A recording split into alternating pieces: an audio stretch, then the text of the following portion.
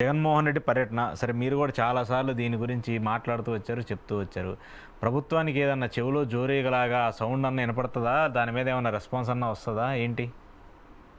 నేను నాకు జగన్మోహన్ రెడ్డి గారి పర్యటన కనుక మీరు గమనించగలిగితే, ప్రభుత్వం దున్నపోత మీద జడివాన టైప్లో ఉంది. అంటే బాధ్యతలు విస్మరించింది. మామాట లేకుండా చెప్తున్నాను ఈ విషయంలో, ఏవైనా పర్లేదు కానీ. ఎందుకంటే ఒక ప్రభుత్వం ప్రజలకు సంబంధించిన ఆస్తిని ఎలా పరిరక్షించాలి అన్న కాన్సెప్ట్కి ఆమడ దూరంలో ఉంది కూటమి ప్రభుత్వం. ఓకే, ఇది బాధ్యతారాహిత్యం అనే చెప్పాలి. బాధ్యతారాహిత్యంగా ప్రభుత్వం వ్యవహరిస్తున్నప్పుడు సాధారణంగా అపోజిషన్ అన్నది ఎప్పుడు స్ట్రెంథన్ అవుతుంది. కానీ ఇక్కడ మనకి అపోజిషన్ స్టేటస్ లేని ఒక వైఎస్ఆర్సీపీ ఏం చేస్తుందంటే, ప్రజలకి మీ ఆస్తిని మీరే పరిరక్షించుకోవాలన్న దగ్గర, ఉదాహరణకి నిన్న మీరు ఆద్యంతం గమనించగలిగితే జగన్మోహన్ రెడ్డి గారు పర్యటనలో నర్సీపట్నం దగ్గర ఉన్న మాకవరపాలెం దగ్గర ఉన్న కాలేజీకి వెళ్ళి నాబార్డ్ నిధులతో అండ్ నెంబర్ 2 మీకు సెంట్రల్ గవర్నమెంట్ నుంచి ఒక ఎయిడ్, తర్వాత దీని మీద తీసుకున్న రుణం 50 సంవత్సరాలకి ఇంట్రెస్ట్ ఫ్రీ. అంటే కూటమిలో ఉండి వీళ్ళతో రూపాయి రావట్లేదు కేంద్రం నుంచి, ఏది గ్రాంట్ రూపంలో కానీ ఇంట్రెస్ట్ ఫ్రీ అన్న దగ్గర. ఉదాహరణకి అమరావతికి వీళ్ళు తెచ్చిన అప్పైనా తీసుకోండి, వడ్డీలు కట్టలేక మనం సవ్వాలి జీవితంలో. కానీ ఒక ప్రభుత్వ ఆస్తి, ప్రజల ఆస్తి కట్టడానికి ఒక ప్రభుత్వ అధినేతగా అతని బాధ్యతనే చెప్పాడు ప్రజలకి. ఓకే, చెప్పినప్పుడు ఏమవుతుందంటే ఇందులో మీరు నిగూఢంగా గమనించవలసిన విషయం ఏంటంటే, ఇది మీ ఆస్తి. ఇప్పుడు గతంలో చూడండి, జగన్మోహన్ మీద పడేటికి ఎరా మా రాళ్ళు మీద నీ బొమ్మ వేస్తావా, మా పుస్తకం మీద నీ బొమ్మ వేస్తావా అన్న దగ్గర మీది వీళ్ళు ప్రైవేట్ వాళ్ళకి అమ్మేస్తున్నారు అన్న కోణంలో గట్టిగా జలక్కిచ్చి చూపించాడు. Okay, if you can read in between the lines. నాకు అంటే మనకి తగిలించి తమాష చూసే బీజేపీ అన్నది ఎంత దౌర్భాగ్యకరమైన సిచ్యువేషన్ అట్రిబ్యూట్ చేస్తుందంటే రాష్ట్రానికి, వాళ్ళు చెప్పిన పని దానికి ఒక తీరువ దెబ్బ ఉండదు, చెయ్యాలి మనమే. కానీ దానికి ఆపాదించి దాన్ని నెగిటివిటీ అంతా ఇక్కడ రాష్ట్రంలో ఉన్న ఒక ప్రాంతీయ పార్టీని ఎత్తికి పెడతారు. ఇప్పుడు ఉదాహరణకి ఈ పీపీపీ పద్ధతులు చేసే దగ్గర పోనీ వీళ్ళంతా తెలుగుదేశం వాళ్ళు ఏదో అమాయకంగా ఏదో జనసేన అయితే ఏంటి తెలియకుండా మాట.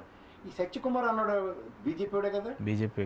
కేంద్ర ప్రభుత్వం దీంతో సంబంధం ఉన్నదేనా ఉందా లేదా అన్న దగ్గర ఏ బాధ్యత లేకుండా పీపీపీ పద్ధతిలో ఇచ్చేస్తామని చెప్పి దిక్కుమాల ఎక్స్ప్లెనేషన్లు 33, 66, 77, 99 అనుకుని దాని మీద ఏమో మెడికల్ కాలేజీ సీట్లు వద్దు రాసినాడు ఆయనే.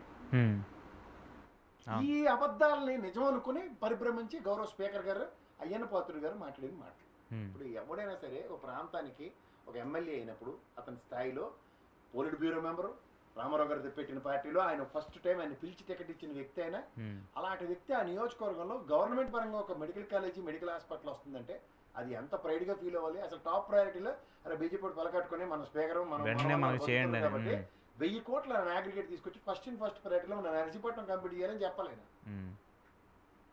అది వదిలేసి ఆయన ఏంటి జీవో లేదట, బిల్డింగే లేదు, ఎవరికి అబద్ధాలు చెప్తారని బీజేపీ వాడు ఇచ్చిన దిక్కుమాల స్క్రిప్ట్ చదివితే ఆయన స్థాయి ఆయన తగ్గించుకున్నట్ట, ఆయన పెంచుకున్నట్ట. ఛాలెంజ్ చేసింది ఎవడు? ఆయనే కదా. ఆయన అసలు సామాన్యంగా ఆయన స్థాయికి ఆయన నియోజకవర్గంలో ఏం జరుగుతుందో కూడా తెలియపోతే ఇది ఈయన తంబాలపల్లి ఎమ్మెల్యే ఏంటి కాదు కదా మరి. అంటే నాకు తెలిసి ఇక్కడ వైఎస్ఆర్సీపీ తంబాలపల్లి ఎమ్మెల్యేలు నర్సీపట్నం ఎమ్మెల్యే అయ్యన్న పాత్రుడు గారు ఇద్దరు ఒకటే.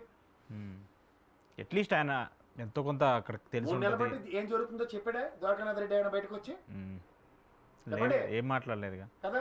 అయ్యన్న పాత్రుడు గారు 5 సంవత్సరాల క్రితం జగన్మోహన్ రెడ్డి గారు జీవో వచ్చి మన నియోజకవర్గంలో అట్లీస్ట్ నాతో కాదు నీతో అవుతుందని చెప్పుకున్న సామర్థ్యాన్ని కూడా పెంచుకుంటూ జగన్మోహన్ రెడ్డి 2 ఫ్లోర్లు వేసో నేను కంప్లీట్ చేసేస్తున్నాను, టెన్షన్ పడుకుని నెక్స్ట్ ఈ ప్రభుత్వంతో అన్న కాన్సెప్ట్ ఏమైనా డ్రైవ్ చేస్తాడేమో చూస్తే అదేటి లేదట అని ఈ చిన్నపిల్లల కథలు చెప్పినట్టు పెట్ట కథలు చెప్పుకుని కాలసేపలు చేస్తే ఆయన స్థాయి ఆయన తగ్గించుకున్నట్టే కదా.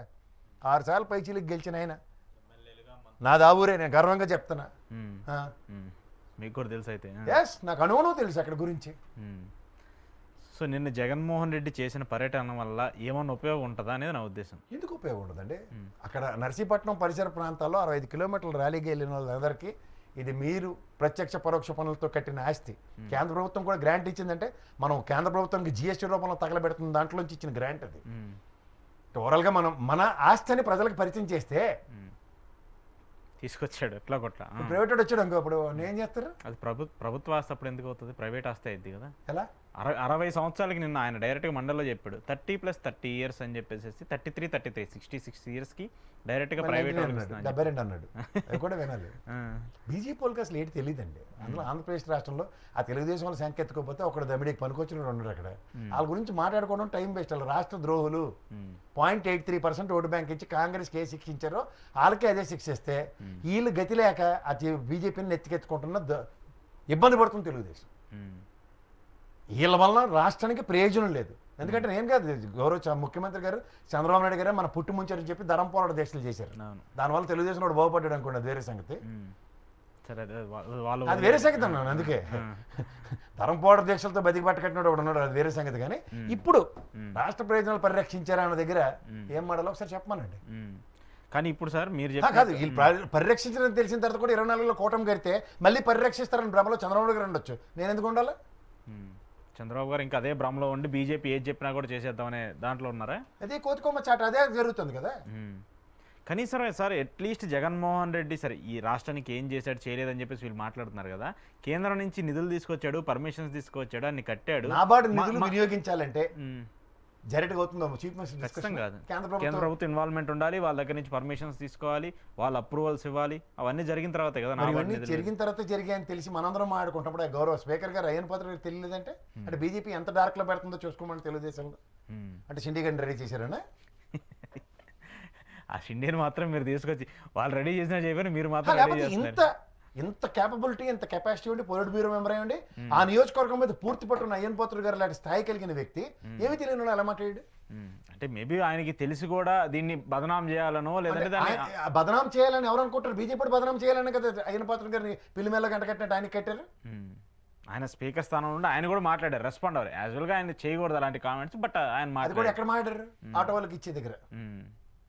ఓకే, స్పీకర్ గారు రాజకీయాలు మాడచ్చా?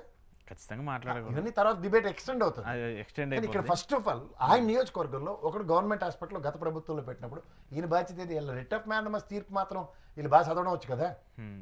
ద కంటిన్యూటీ ఆఫ్ గవర్నమెంట్ అన్నది అంతే కదా. ఇది కూడా కంటిన్యూటీ ఆఫ్ గవర్నమెంట్ కదా. ఎవరు తెచ్చినా వాళ్ళు తెచ్చినా ఇప్పుడు సరే మీరు పూర్తి చేయండి, మీ పేర్లు పెట్టుకోండి, మీకు నచ్చినటువంటి పేర్లు కూడా ఇష్టమే కదా, వీళ్ళే కదా. అది వాళ్ళకే సార్. నేను అదే కూడా ఇల్లే పెట్టుకోవడానికి జీవోలు కూడా ఇచ్చారు కదా. లాస్ట్ డిబేట్లో చెప్పాం కదా మనం. అన్నీ ఇల్లే చేస్తారు. మళ్ళీ మనతో మాత్రం అర్రే అమ్మా అంటావా, సోషల్ మీడియా వాళ్ళు నిరోధించాలి. అది ఇంకో చర్చ.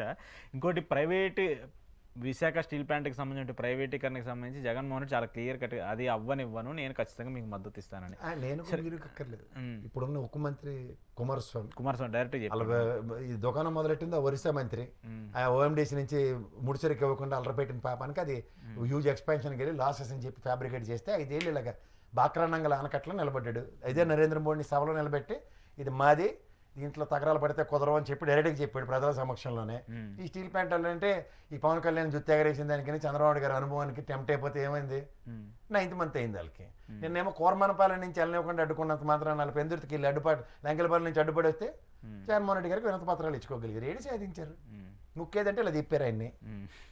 4 గంటల్లో జరగాల్సిన ర్యాలీ అది సాయంత్రం వరకు అయిందనేది కూడా 65 కిలోమీటర్లు వద్దంటే ఆ వర్షానికి వెళ్ళి పవన్ కళ్యాణ్ అనుకున్నా రేటే వర్షం పడుతుంటే వెనకాల వెళ్ళి ఎవడో మన నాపేది వర్షం మన ఆపగలదని.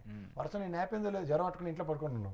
అదే వర్షంలో తడుచుకుంటూ ప్రజాస్వామ్యంలో ప్రజల చేత ప్రజల వల్ల ప్రజల కొరకు అన్న ప్రజాస్వామ్య ఎబ్రివేషను ప్రజలైనా బలం, ప్రజలైనా శక్తి, ప్రజలైనా బలహీనత, ప్రజలైనా బలగం అని చెప్పుకునే జగన్మోహన్ రెడ్డికి ఇచ్చిన హారత పిల్లలు ఒకసారి చూసుకోమనండి. వర్షంలో తడిస్తే చినుకులకే జ్వరం పడిపోయి దీనికైనా ముందు చెప్పింది ఏంటి? వర్షంలో మీకోసం నేను తడుస్తాను. ఒక మనిషికి ఒక్కలా ఉంటుంది. సరే దాన్ని ఉంటుంది సార్, నేను కాదన్నా. కానీ ముందు పడిన బేగాలు ఎలాంటి బేగాల మాటలు మాట్లాడు. వర్షంలో మీరు తడిస్తే నాకెందుకు రా గొడుగు, నేను తడుస్తాను అండి. పైపొచ్చి ఆ డైలాగ్ వెనకట్లా ఎవడు రమ్మని ఆపేది వర్షం అన్న ఆపగలదా అంటే. సరే మీరు మీకు ఏదో ఎక్కడో తెలియని పవన్ కళ్యాణ్ గారి మీద అంత ప్రేమ ఉంది కాబట్టి మీరు అట్లా నోరు ఎప్పుడైనా సరే మనకి శుద్ధి ఉండాలి. మనం ప్రజాస్వామ్యంలో ప్రజలు ఎన్నుకున్న ప్రజాప్రతినిధిగా ఉన్నప్పుడు రెస్పాన్సిబుల్ చైర్ని అధిరోహించినప్పుడు దానికి ఒక బాధ్యతాయుతమైన మాటలు మాడాలి. When you are irresponsible these sort of consequences will attribute your head. జనాలు కంపారిజన్ పాలిటిక్స్ కదా. ఇష్టం మాట్లాడినప్పుడు ఇదే జగన్మోహన్ రెడ్డి ఇష్టం మాట్లాడినప్పుడు కూడా మనం భరించాం కదా, విన్నాం కదా, దానికి ఎక్స్ప్లెనేషన్స్ ఇచ్చుకుంటూ విశ్లేషణలు చేసాం కదా. ఇప్పుడు ఎవరమన్నా ఆపిదే అనే వర్షం దగ్గర ప్రజలను ఆపగలిగారా? లేదు కదా. ఆయన ఆపగలిగారా? నీలా తడవను గుడిగేయండి అనలేదు కదా, తడుచుకుంటూనే వెళ్ళాడు కదా ఆయన.